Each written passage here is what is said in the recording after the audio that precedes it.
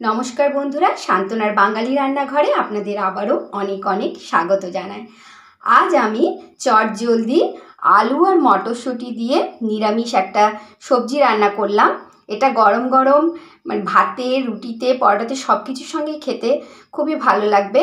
আপনারাও একবার ট্রাই করবেন। চলুন দেখে নিই আমি এই আলু মটরশুঁটি সবজিটা কিভাবে বানালাম। 3টে আলু নিয়ে নিয়েছি। আলুগুলো আগে খোসা ছাড়িয়ে ছোট ছোট করে কেটে নেব, তারপর ভালো করে ধুয়ে নেব আলুগুলো।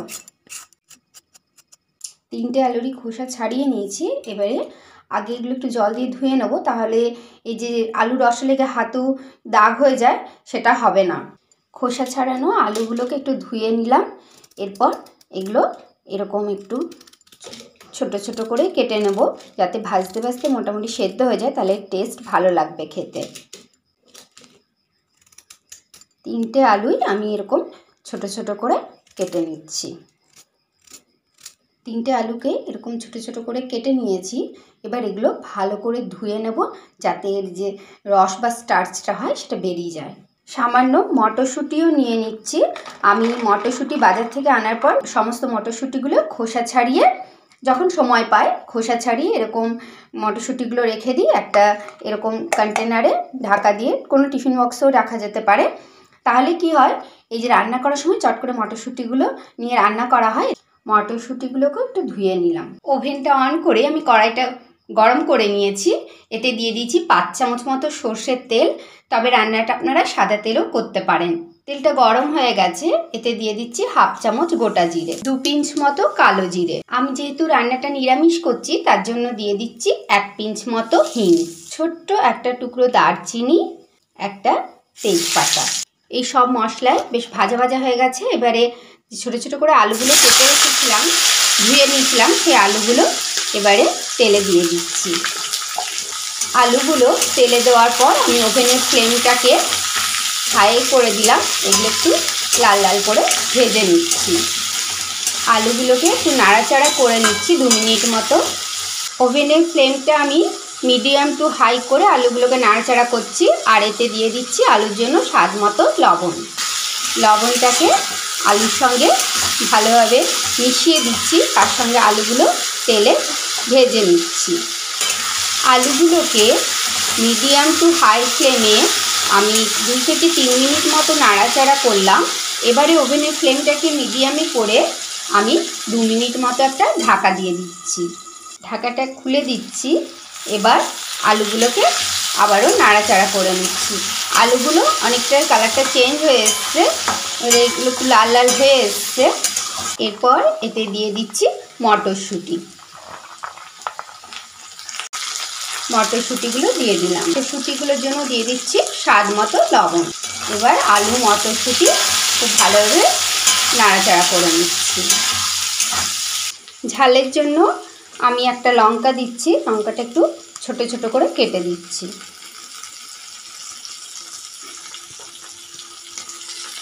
একটা আদার টুকরো নিয়েছি, এটা আমি খোসা ছাড়িয়ে ধুয়ে নিয়েছি। এবার এটা গ্রেট করে দিয়ে দিচ্ছি। আদার টুকরোটা গ্রেট করে দিয়ে দিলাম। গ্রেট করা আদা আলু মটরশুঁটির সঙ্গে ভালোভাবে ভেজে নিচ্ছি, যাতে আদার কাঁচা যে গন্ধটা থাকে সেটা চলে যায়। ততক্ষণ পর্যন্ত ভেজে নিচ্ছি। আমি 2 মিনিট মতো ভেজে নিলাম গ্রেট আদা দেওয়ার পরে। এবারে ওভেনের ফ্লেমটাকে লোয়ে করে আমি 3 মিনিট মতো একটা ঢাকা দিয়ে দিচ্ছি। এতে আলু আর মটরশুঁটি ভালো মতো সেদ্ধ হয়ে যাবে। একদিকে আলু মটরশুঁটি সেদ্ধ হচ্ছে, জল না দিয়ে ভাজা ভাজাভাবে সেদ্ধ হচ্ছে। আমি ওভেনের ফ্লেম লো করে ঢাকা দিয়ে দিয়েছি। এদিকে নিয়ে নিচ্ছি 2 চামচ মতো দই। এটা গ্রেভির জন্য একটা মশলা তৈরি করে নিচ্ছি।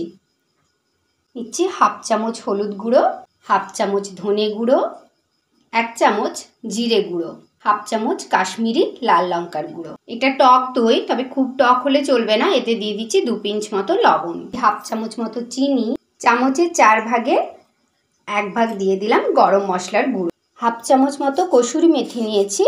এই কসুরি মেথি একটু হাতে করে এরকম ঘষে দিচ্ছি। এরপর দইয়ের সঙ্গে মিশিয়ে দিচ্ছি।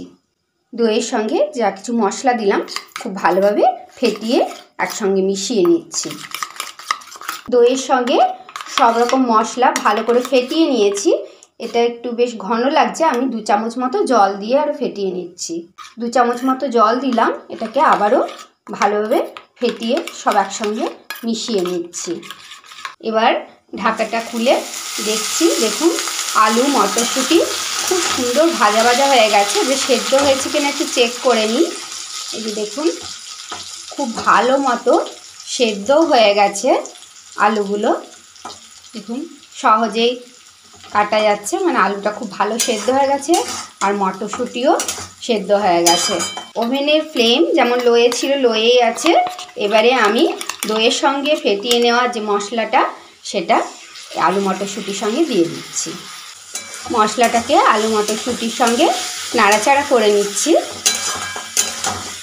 এটা দেখতে খুব সুন্দর হয়েছে, খেতেও অসাধারণ। আমি এতে আর টমেটো দিচ্ছি না, আপনারা চাইলে টমেটোও দিতে পারেন। আমি 1 থেকে 2 মিনিট এই দইয়ের মশলাটা দেওয়ার পরে আলু মটরশুঁটির সঙ্গে নাড়াচাড়া করে নিলাম। এবারে যে বাটিটাতে দইয়ের মশলাটা তৈরি করেছিলাম সে বাটিটা ধুয়ে প্রয়োজন মতো জল দিয়ে দিচ্ছি। আপনারা যেরকম গ্রেভি রাখতে চান বা শুকনো খেতে চান সেই অনুযায়ী জলটা দেবেন, কারণ আলু মটরশুঁটি অলরেডি সেদ্ধ হয়ে গেছে। জলটা দেওয়ার পর আমি ওভেনের ফ্লেমটাকে হাইয়ে করে দিলাম। ঝোলটা ফুটে এসছে, এবার ওভেনের ফ্লেমটাকে আমি আবার মিডিয়ামে করে দিচ্ছি। এতে দিয়ে দিচ্ছি খুব বেশি করে ধনে পাতা, এতে টেস্ট খুব ভালো হবে। ধনে পাতা কুচিগুলোকে মিশিয়ে দিচ্ছি সবজির সঙ্গে। ওভেনের ফ্লেমটাকে মিডিয়ামে রেখে আমি 3 মিনিট মতো একটা ঢাকা দিয়ে দিলাম। 3 মিনিট হয়ে গেছে, আমি ঢাকাটা খুলে দিচ্ছি।